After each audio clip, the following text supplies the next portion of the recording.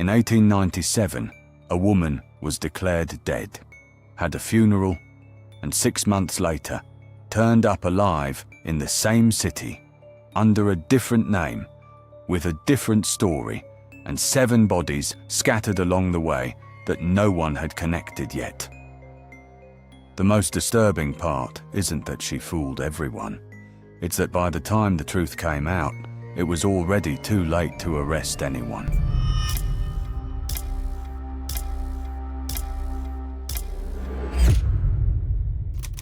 A carriage stopped at the corner of Rosebery Avenue and Farringdon Road on a Tuesday in November, in that specific damp cold London manufactures, not the sharpest cold you've ever felt, but the kind that stays. A woman stepped down with a small bag and a wide-brimmed hat pulled low over most of her face. She didn't ask for help with the bag. She didn't look around the way someone unfamiliar with the streets would. She walked straight through Clerkenwell to Dorothea Ash's boarding house on Exmouth Street, without hesitating at a single corner. She said her name was Edith Voss, that she was the twin sister of Eleanor Voss, buried 6 months earlier after drowning in the Thames, that she had come from Yorkshire to meet her nephew and pay her respects to a sister she barely knew. Dorothea Ash said later, in her deposition to Inspector Walter Finch, that something felt off when the woman walked in. Not because of anything she said specifically, because of the way she looked at the available room, not the evaluating look of someone seeing a place for the first time, but the recognizing look of someone who had been there before. Edith stayed. She rented the room with no fixed end date. She began visiting her nephew Thomas on Wednesdays. She dined with Baron Arthur Voss on Fridays. Within 2 weeks, she was part of that household's routine, as though she always had been. And nobody asked the obvious question. The question was simple. Eleanor Voss had been married to Arthur for 15 years. She had dined with every person of standing in Clerkenwell. She had attended the same parish, the same shops, the same doctors. And in all those years, in all that company, she had never once mentioned a twin sister. Not once. Not a passing reference, not a name dropped in conversation, not a casual, "My sister up in Yorkshire," said in passing. As though Mabel didn't exist, or as though Eleanor had spent 15 years making sure no one knew she did. Edith knew things no distant sister would know. She knew where Arthur kept the brandy he drank without the household staff seeing. She knew Thomas was afraid of thunder and needed a candle burning in his room during storms. She knew the name of the mare Eleanor had ridden as a girl, at a stud farm in Sussex that had closed in 1881 and that appeared in no available public record. She knew because she was Eleanor. But to understand what that means, and why it means something far darker than it appears, you have to go back. Not to 1897, much further than that. To a city 200 miles from London, in a narrow townhouse, where 2 girls grew up with the same face and learned early that the world treats that as a problem to be solved. Eleanor and Mabel Marsh were born in March of 1861, in the Clifton neighbourhood of Bristol, daughters of a fabric merchant and a woman who died of puerperal fever 6 weeks after delivery. Their father raised them, if raised is even the right word for what he did, with the coldness of a man who never forgave someone for something that person didn't choose.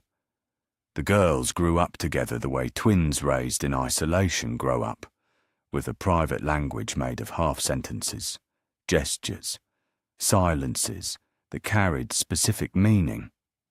They switched places often enough that teachers gave up trying to tell them apart. The neighbourhood called them collectively the Marsh Girls, as though they were a single thing. But they weren't alike on the inside. Both of them knew that from early on, even if they never put it into words. Eleanor was the one who went quiet before acting. Mabel was the one who acted. Eleanor saw the whole problem before moving. Mabel moved while Eleanor was still thinking. It was a division that worked like gravity, effortless, unspoken, as though it had been decided before birth. In 1881, Eleanor's father arranged her marriage to Baron Arthur Voss of London. She was 20 years old. Arthur was 41. He was a widower, wealthy, with a mansion in Clerkenwell and enough connections that Eleanor's father saw in the arrangement a way to settle a commercial debt that had been suffocating him for years. Eleanor was not consulted about any part of it.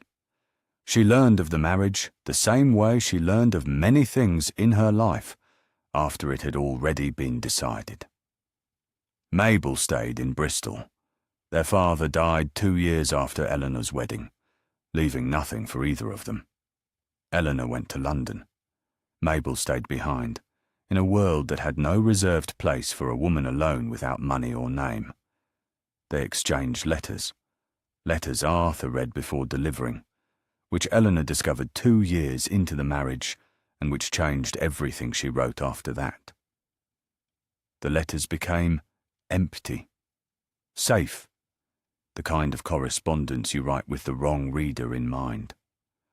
Over time, the letters grew sparse, and Eleanor began to understand what kind of marriage she had married into. Arthur Voss did not hit.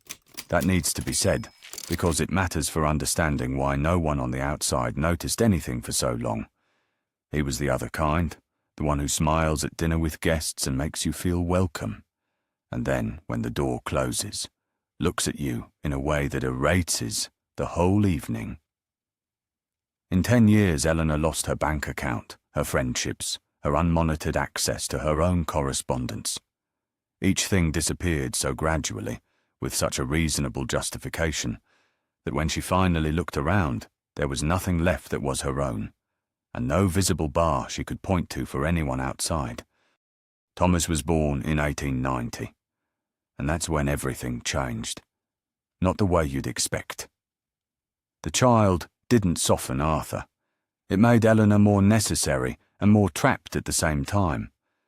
But Thomas also gave Eleanor something Arthur hadn't calculated, a reason to think ahead. Not to survive the week, decades.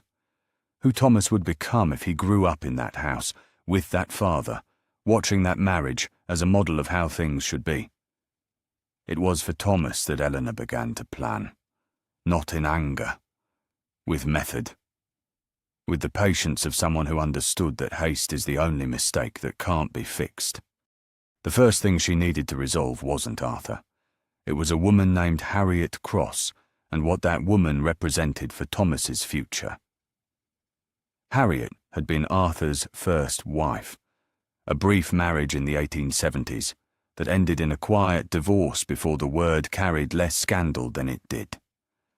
Eleanor found, in a folder in Arthur's desk during a trip he took to Manchester in 1888, a document guaranteeing Harriet a portion of the Voss estate upon the Baron's death.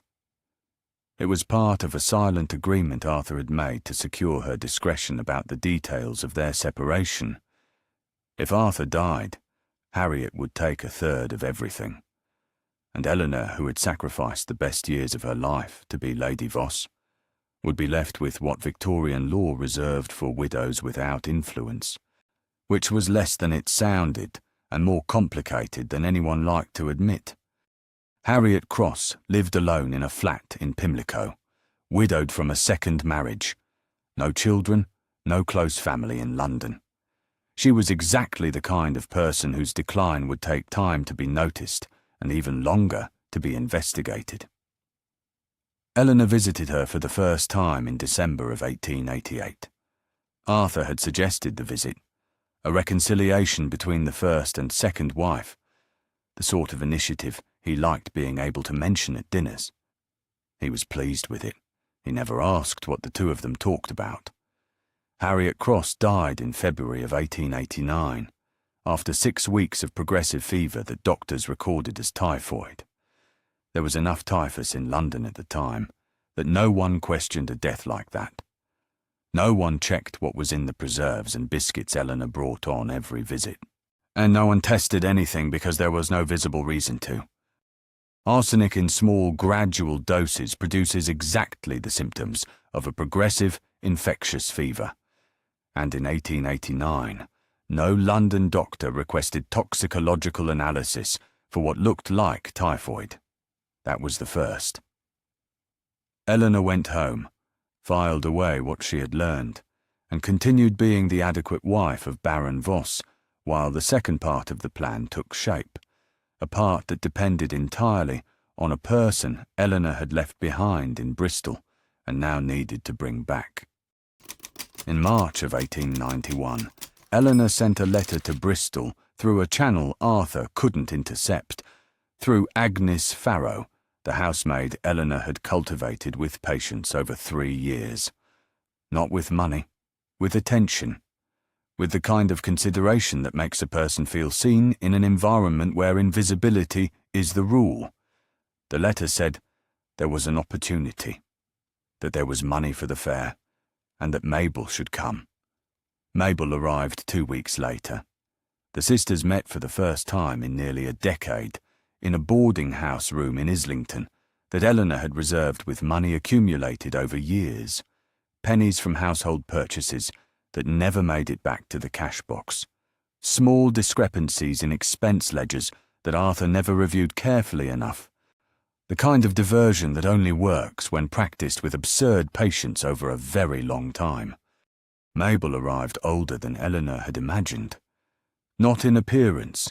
The two were still unsettlingly identical. The same face, the same height, the same hands. But there was something heavy in Mabel's eyes that hadn't been there the last time Eleanor had seen her.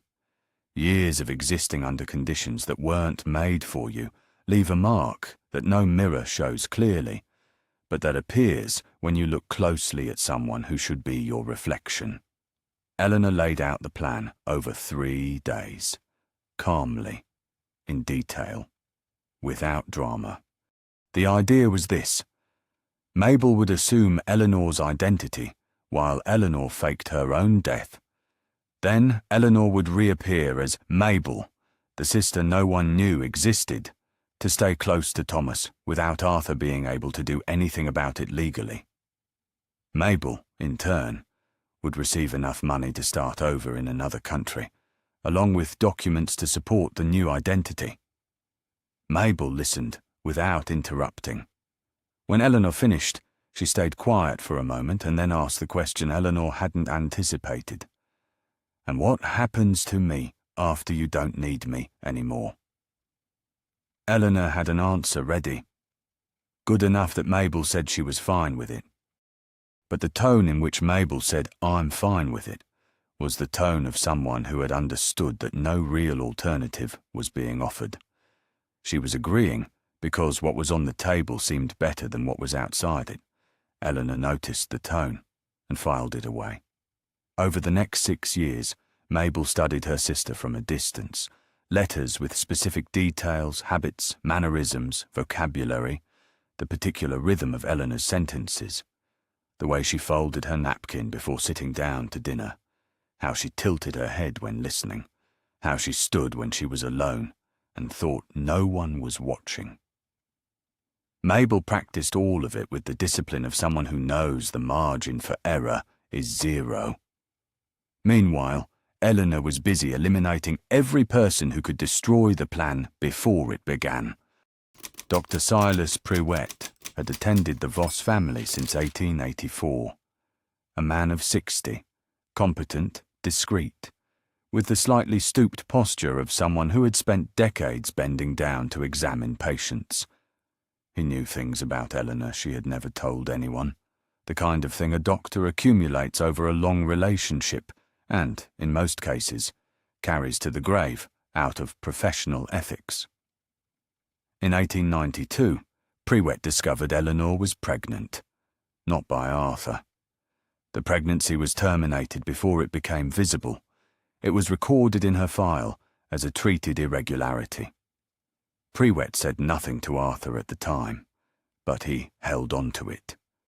In 1895, During a routine consultation, while examining Eleanor's pulse with his stethoscope, and without looking at her, he said, "Your health has remained admirable, madam. All things considered. All things considered." Eleanor didn't respond. She kept looking at the window. After she left the consulting room, she stopped on the pavement of Bartholomew Close, long enough for a passing woman to notice the still figure in the middle of the walkway. Then she adjusted her gloves, turned left, and went home.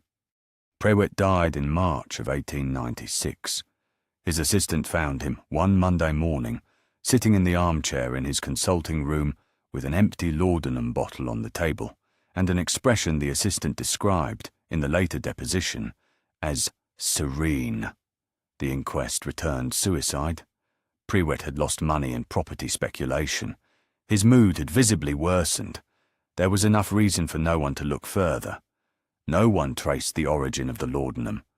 No one examined the body for signs that prior sedation would have left. In 1896, London, there was neither reason nor method for that. That was the second. Agnes Farrow had been a housemaid at the mansion since 1888. Discreet, efficient, with the invisibility that Victorian servants learned to cultivate as professional survival.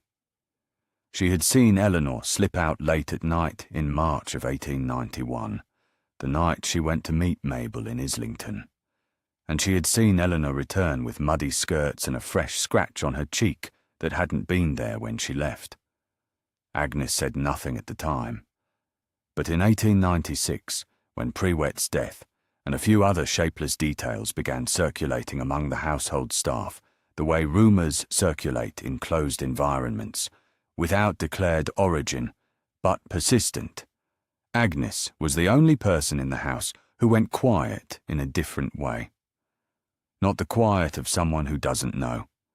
The quiet of someone connecting things they don't like the shape of. Eleanor noticed. In October of 1896, Agnes Farrow fell down the service stairs on the 3rd floor. She broke her neck in the fall. The accident was plausible in every sense. The staircase was in poor condition, the railing had been reported as unstable, and deaths from domestic falls among housemaids were documented frequently enough that no inspector would spend time on a formal investigation. That was the 3rd. Reverend Edmund Holt was the vicar of St. Giles in Bristol, the parish where Eleanor and Mabel had been baptised, where their births were recorded in a register going back to 1840. For the plan to work without any possibility of documentary verification, those records could not exist. Eleanor paid an intermediary to negotiate with the Reverend. The man went to Bristol, presented a financial offer for the destruction of the records. Holt refused. Something about the proposal disturbed him enough that he mentioned it obliquely in a sermon the following week, about temptations that arrive wearing the face of necessity. In December of 1896, Edmund Holt died during the Christmas service. A sudden heart attack, 53 years old, health described by everyone who knew him as robust. The doctor in Bristol signed the certificate without question. What he had no way of detecting was the presence of accumulated digitalis, a compound extracted from the foxglove plant, common in virtually every English garden of the period, which in small repeated doses deteriorates the heart progressively until final collapse. In the forensic toxicology capable of identifying that pattern did not exist before 1910. That was the 4th. 3 weeks later, a small fire consumed the sacristy of St. Giles, taking with it the archive of parish records going back 60 years, attributed to a candle left burning. No one investigated. Eleanor had erased the past. Now she needed to erase the present. And for that she needed one night, a river, and Mabel. Mabel came back to London in April of 1897. She stayed in a boarding house room in the East End that Eleanor had reserved in advance under a fictional name, paid in cash. Nobody in the area knew who she was. Agnes Farrow, the only person in the mansion who might have connected Mabel's presence to previous visits, had been dead for 6 months. The sisters met 3 times over those 2 weeks. Eleanor corrected details, Mabel's posture, the rhythm of her sentences, the hesitation before certain sounds that distinguished rural speech from refined London diction. Mabel had spent 6 years studying her sister, and was good. Good enough. On the 3rd visit, Mabel said she had changed her mind about the continent. She said she had met someone in London, a widower in Stepney, who didn't know who she was and had shown genuine interest, that she wanted to stay, that she wanted a real life, not a manufactured fresh start in a foreign country with forged documents and an invented name. Eleanor listened without interrupting. When Mabel finished, she said she understood, that it was complicated, but they could find a solution, that they needed to talk more carefully, without the risk of being seen together. She suggested the river. On the night of April 14th, 1897, the two went to a specific stretch of the Thames bank near Blackfriars, deserted, poorly lit, outside the routes of the night watchman.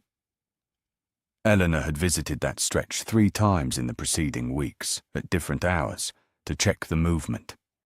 What happened on that bank between the 2 of them was never recorded. There is no witness, no confession. What there is a sequence of events that allows no other reading. Consider what that means for a moment. Mabel had the same face as Eleanor, the same hands, the same voice when she wasn't trying to sound different. Eleanor had spent 40 years looking at her sister and seeing a parallel version of herself, the version left behind, the version without name or money, the version the world had discarded. And on that April night, on a riverbank Eleanor had chosen in advance, she looked at that face and did what she had planned to do. Before leaving, Eleanor draped her own shawl around a branch at the water's edge. Not carelessly, every detail of that night had been thought through. The shawl was the evidence. It was what would turn a murder into an accidental drowning before any inspector reached the scene. A troubled woman, a dark bank, a shawl as a trace. The story wrote itself. On the morning of the 15th, a watchman found the shawl. He notified the police. An inspector went to the Voss mansion, took notes, asked whether the lady had shown signs of disturbance. Arthur said no. The inspector wrote, "Accidental drowning, presumed," and closed his notebook. 6 days later, the boatman Thomas Keane found a body 3 miles downriver on his morning route. Advanced decomposition. Police looked for next of kin. The Bristol parish records had been destroyed 3 months earlier. The woman was buried as an indigent at Bow Cemetery, without a name, without a date, without a single person present. Mabel Marsh, buried under nobody's name. She wasn't just a convenient victim. She was a conspirator. She had agreed to the plan.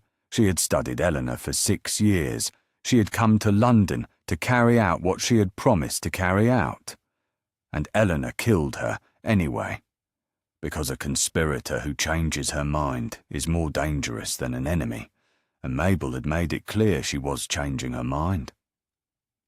But there is something more disturbing than the cold logic of that.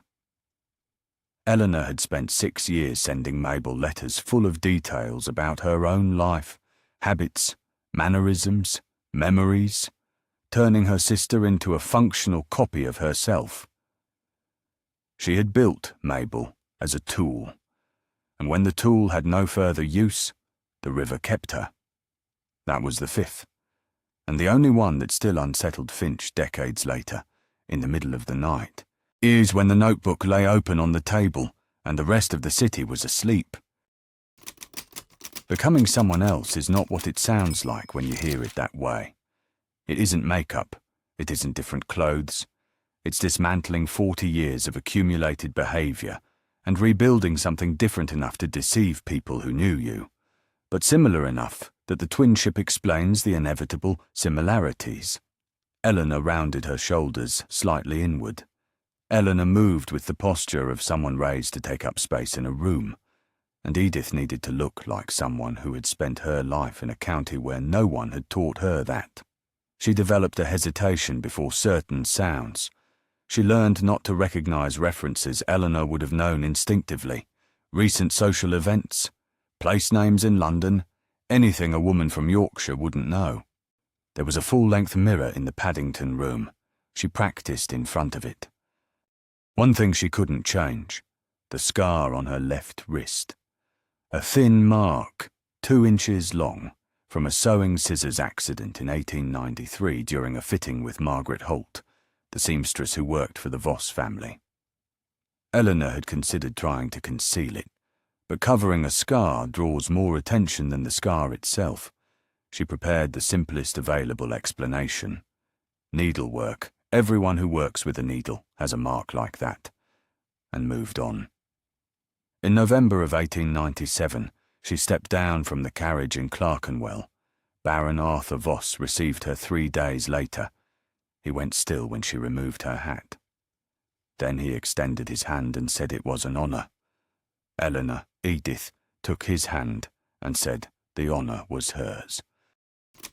In December of 1897, Arthur Voss hired a private inquiry agent named Cecil Oates to verify a lease agreement in Yorkshire. Ordinary business, no connection to Edith, but Oates was methodical in the way only genuinely curious people managed to be. He noted everything, including what had no bearing on the case at hand. And while verifying records in Yorkshire for the lease, he couldn't help noticing that no parish document in the region confirmed the birth of an Edith Marsh at any plausible date. He checked 3 counties. Nothing. In February of 1898, he sent a letter to Arthur, cautious, without direct accusation, the kind that suggests verification before conclusion. He said he had attempted to locate birth records for Edith Voss, born Marsh, in Yorkshire, and had found nothing. He asked whether Arthur had documentation that confirmed his sister-in-law's story. Arthur read the letter, folded it, placed it in his desk drawer. He did not reply. He said nothing to Edith. He did not arrange a meeting with Oates. 3 weeks later, on a rainy afternoon in February, Cecil Oates was struck by a carriage on Holborn. The carriage did not stop. The driver was never identified. Oates died at St. Bartholomew's Hospital 4 hours after the collision, without regaining consciousness. That was the 6th.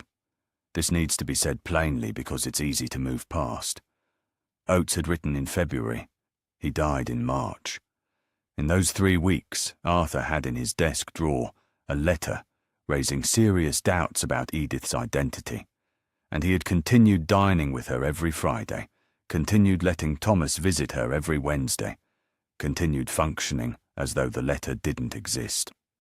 And when Finch found the letter in the drawer in April of 1898, during the search that followed Edith's disappearance, he stood in front of that desk for a while. Not because of the letter itself, because of what the letter sitting in the drawer meant.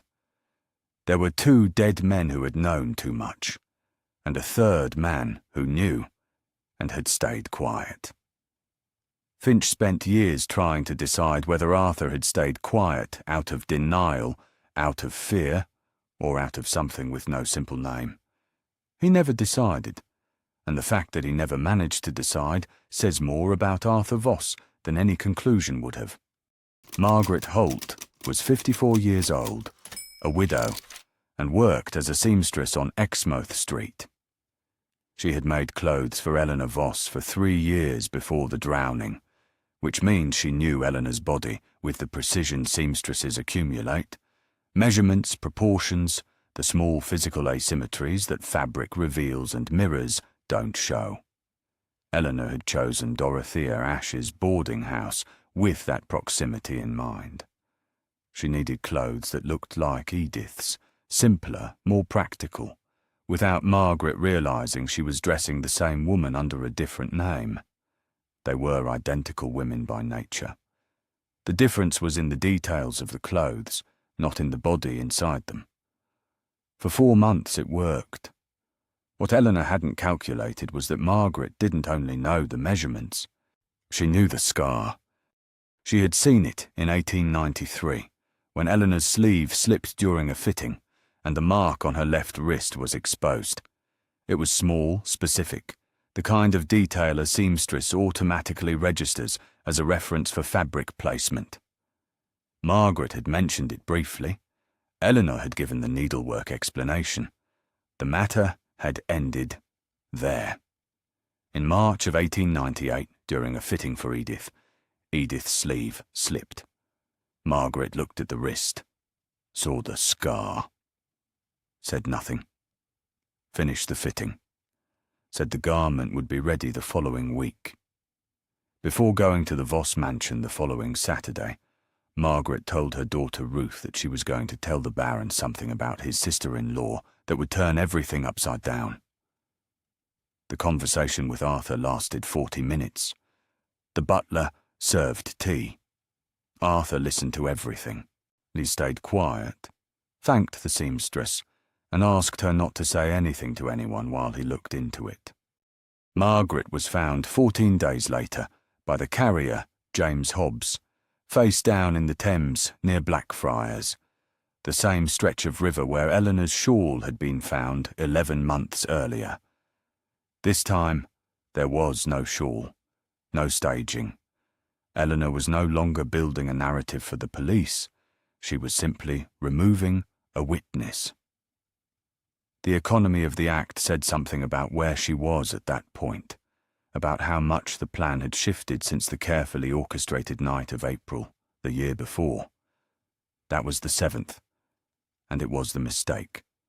Not because Eleanor was seen, not because she left physical evidence, but because Ruth Holt waited for her mother to come home that Saturday. When she didn't, she waited another day. Then she went to the police and asked specifically to speak with an inspector, not a constable. And the case landed with Walter Finch. Finch arrived at the Voss mansion on a morning in April of 1898 with 2 constables and the fragmented story Ruth Holt had told. No direct evidence yet, but disturbing enough. Arthur received him composed, polite, with the bearing of a man who had decided the tone of the conversation before it began. He answered questions precisely. Yes, Margaret had come. Yes, she had mentioned the scar. He had asked for discretion while he looked into it. Finch was writing, and then the side door opened and Thomas Voss walked in with a long-haired dog and the slightly guilty expression of someone who wasn't supposed to be there. Arthur waved at the butler. Let him stay. Thomas sat on the rug, stayed quiet, played with the dog's ears while Finch continued the deposition. Then, in a pause, without looking up, he said, Aunt Edith has a scar on her left wrist. I asked what it was.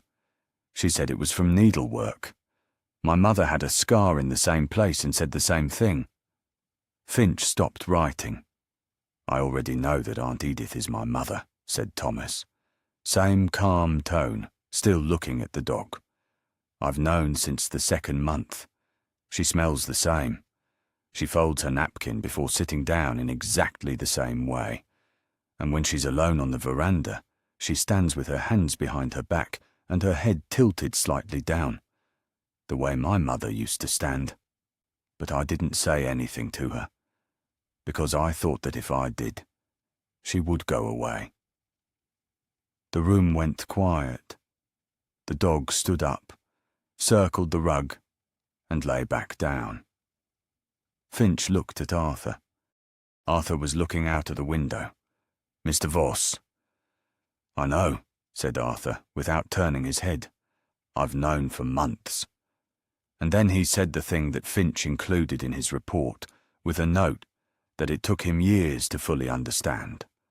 I knew, and did nothing, because while she is here, Thomas can see her. If I acted, she would disappear, and I prefer that to anything the law has to offer me." Finch looked at that man for a long moment. A man whose wife had faked her own death, returned under another name, killed at least 2 people to maintain the disguise.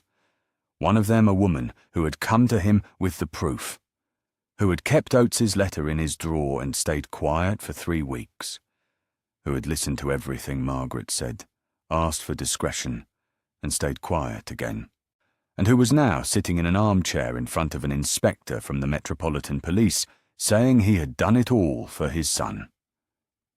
Finch never managed to determine with any certainty what Arthur knew, when he knew it, and what he had done, or failed to do, with that knowledge. It was the part of the case that troubled him most. Not Eleanor.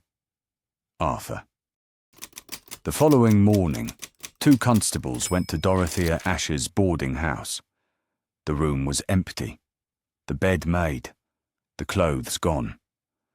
On the table, a cup of tea half finished, still warm when Dorothea touched it, which meant the occupant had left less than an hour before, and there was a note. Folded once, no envelope, no signature, no recipient. It said only, "Take good care of him." Finch stood in front of the table after Dorothea left the room. He looked at the cup. He looked at the note. He thought of the 7-year-old boy on the rug who had known since the 2nd month, but had stayed quiet because he was afraid she would leave. The note was not for Arthur. The Metropolitan Police issued a circular in April of 1898. Eleanor Voss, 36 years old, approximately 5 feet 5 inches, dark brown hair, scar on the left wrist. Wanted in connection with the death of Margaret Holt. Under investigation for the deaths of Harriet Cross, Silas Pruett, Agnes Farrow, Edmund Holt, Cecil Oates, and an indigent woman found in the Thames in April of 1897, who subsequent investigations would identify as Mabel Marsh. 7 deaths. No convictions. Finch tracked her to Calais in May of 1898, then to Lyon in July. He lost the trail in September and didn't recover it reliably for years. In 1902 there was an English teacher named Elena Walsh at a private school in Lisbon. The physical description matched. The director, contacted by correspondence, said she was a woman of quiet presence and refined education, who had arrived with references from a school in Lyon, references that, when checked, were false and very well made. In 1905, there was a report from Buenos Aires, a woman with the same name, at a charitable institution, teaching English to immigrant children. An Irish nun who knew her described, in a letter that reached Finch's hands by routes he never detailed, a woman with a calm gaze who sometimes looked at the children in a way the nun couldn't name. In Elena Walsh had left the year before. Destination unknown. Arthur Voss died in March of 1909. The medical examiner recorded cardiac failure. He was 68 years old. He had smoked a pipe for 40 years and had a documented cardiac history since 1906. Finch, already retired, opened the case notebook when he received the news and made a note. Voss dead. Natural, they say. Eleanor was in Marseille in 1907. I found a record of document renewal for an Elena Walsh, September of that year. The timing is the kind of thing she would do. There was no investigation into Arthur's death. Thomas Voss graduated in law from King's College in 1911, at 21 years old. That same year he received a letter postmarked from Marseille, no return address, in a handwriting he didn't immediately recognize, but which, as he described in an account given decades later, produced a sensation in his chest before his mind understood what it was reading. The letter said he had been loved before he knew he existed, that everything that had happened because of him, that she hoped he was well. No signature. Thomas wrote back to the postmark address. The letter came back. Sender unknown. Recipient not found. He kept both, hers and the returned one, in an envelope his children found after he died in 1967, our children found after he died in 1967, at 77 years old. Together with a photograph from 1896, Eleanor Voss in a garden, standing with her hands behind her back and her head slightly tilted, looking at something outside the frame. On the back of the photograph, in Thomas's handwriting, I always knew. Mumsta. Finch died in 1934. He left a notebook of 240 pages to the Metropolitan Police Archive with a request for restricted access for 20 years. Reason unspecified. When the archive was opened in 1957, the last entry was from October of 1933. I have spent 35 years trying to fit Eleanor Voss into a category she doesn't fit. She was a murderer, that is undeniable, 7 times undeniable.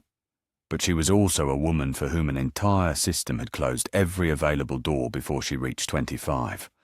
I am not absolving anything. I am saying the case is more complicated than the file suggests. And I suspect that was precisely what she intended, that anyone who looked at what she did would be left not knowing exactly what they were seeing. The Thames still runs past Blackfriars, and the stretch of bank where the shawl was found in 1897 was filled in 1931. The mansion on Grosvenor Lane was demolished in 1923. In Bow Cemetery, in some grave without a name or a date, lies Mabel Marsh, the woman who had the same face as her sister, who spent 40 years being the invisible version of someone, and who in the end was buried without even that identity, without anyone's name. Eleanor Voss was never found, never arrested, never made to answer for anything. 7 deaths, no convictions. And somewhere in the world, in a city under another name, she was looking out the window of some room thinking something no one will ever know, with the calm of someone who settled an account a long time ago and has no intention of reopening it.